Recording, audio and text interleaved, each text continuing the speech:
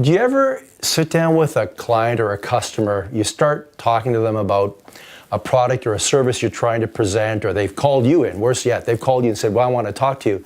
And you're sitting there and you think, this guy's from Mars. Like, they start going off in a direction, you go, this guy's an idiot. He's nuts.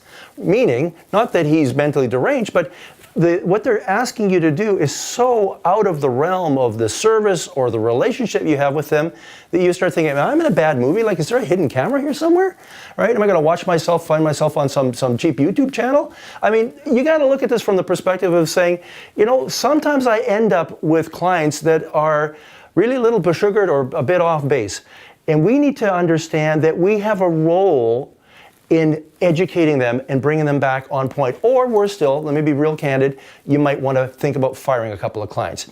Because at the end of the day, every time you deal with a customer or a client, and if you're not moving them towards some valuable outcome or building a stronger relationship or creating something for them or their organization or their people that's going to improve their situation and deepen the relationship you have with them, then you got to ask yourself, why am I here? And guys, it's not all about you, because so much focus is on customer service, customer engagement, customer satisfaction. I get it and I agree. But what happens if the person across the desk is a fool?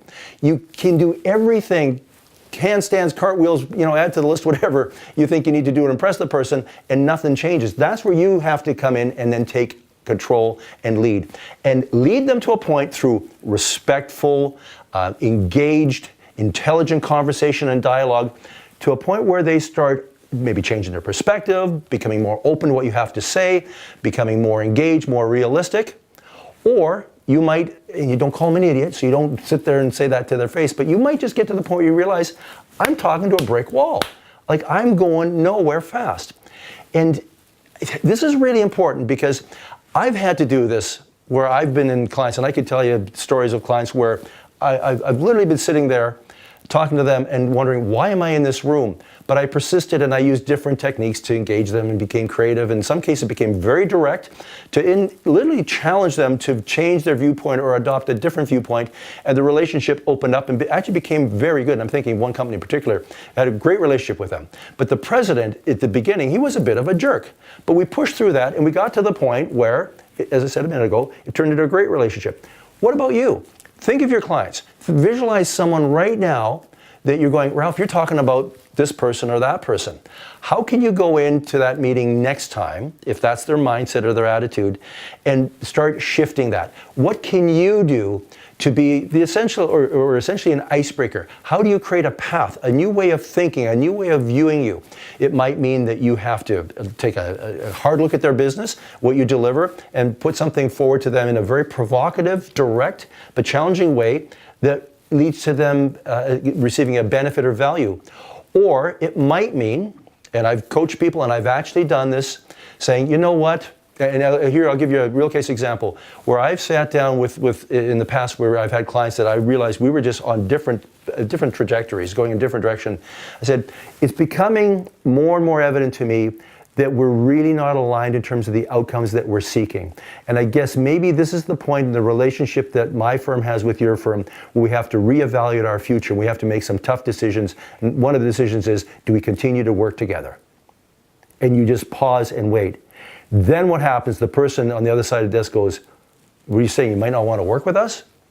And I'm saying, maybe. I'm not saying I don't want to work with you, but if it continues down this path, I'm going to tell you right now, we may end up getting to the fork in the road.